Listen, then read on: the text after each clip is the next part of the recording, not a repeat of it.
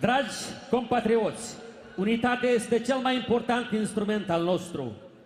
Uniunea Europeană înseamnă promovarea păcii și a bunăstării cetățenilor săi, respectarea diversității culturale și lingvistice a popoarelor sale.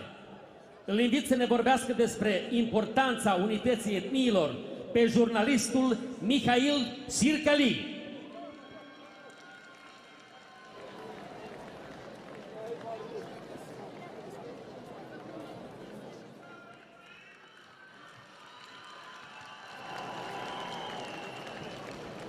Salutare Moldova!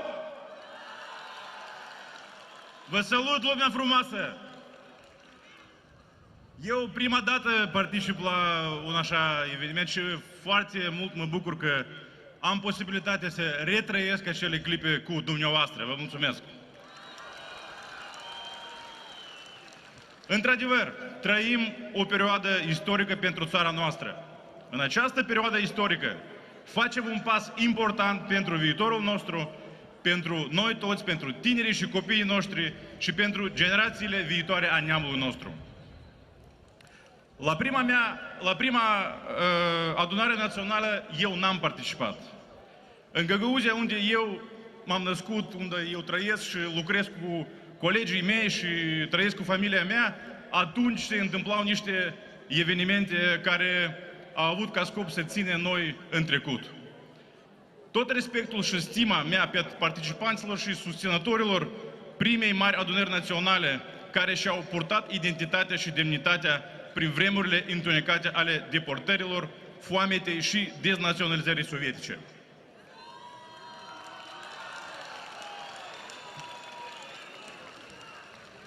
Unor comunități din Republica Moldova, din păcate, nu li s-a reușit. Dar cred că încă nu e târziu să reîntoarcem demnitatea și identitatea adevărată și comunității găgăuze.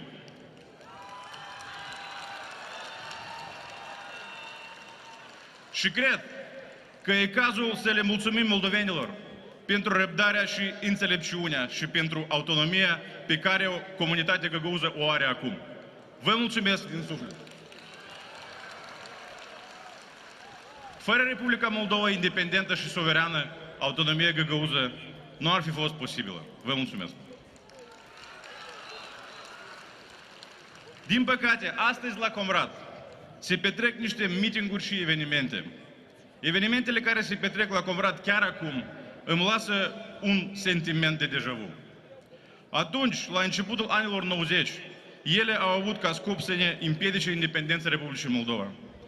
Nu s-a reușit. Astăzi, scopul acelor evenimente se împiedice parcursul nostru european. Nu s-a reușit atunci și nu vor reuși acum.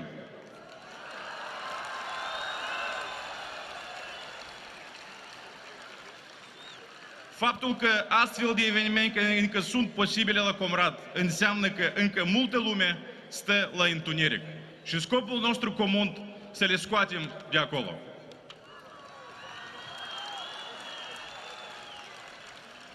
Cum n-ar părea, dar acest lucru nu este imposibil. De fapt, comunitățile din Republica Moldova au mult mai mult în comun decât lucruri pe care ne dezbină. Noi toți vrem un trai decent, cu salarii și pensii bune. Noi toți vrem un viitor bun pentru copiii noștri, bătrânețe demnă pentru părinții noștri și toți noi vrem să fim stăpâni la noi acasă.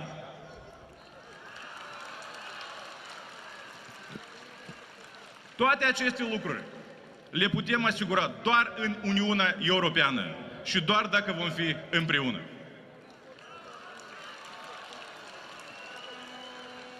Теперь несколько слов на русском. Друзья, наша страна переживает исторический момент. Шанс, который выпал нашей стране сейчас, выпадает нечасто.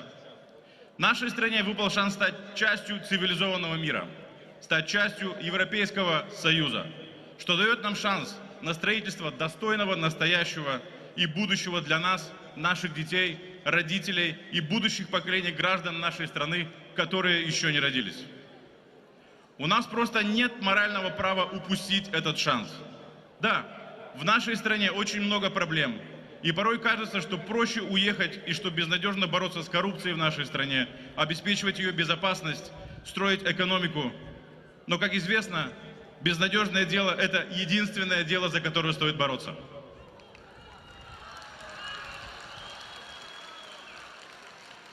Сейчас несколько слов на гагаузском. Sevgili Gagavuz halkım, hadi çıkalım beraber karanlıktan açık yola. Avrupa integrația yoluna. Bu bizim tek yolumuz, başka yolumuz yok. Eu înțeleg că ei m-au înțeles, sper.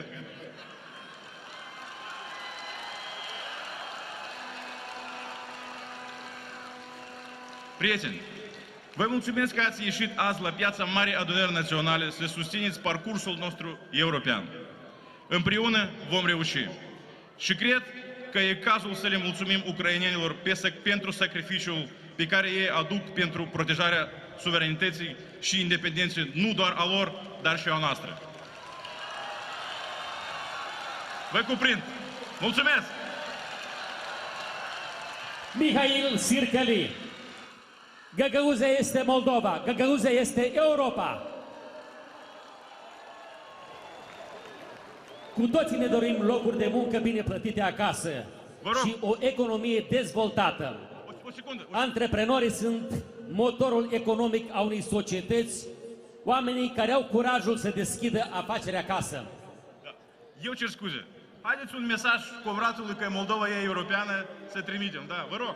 Moldova e Europa!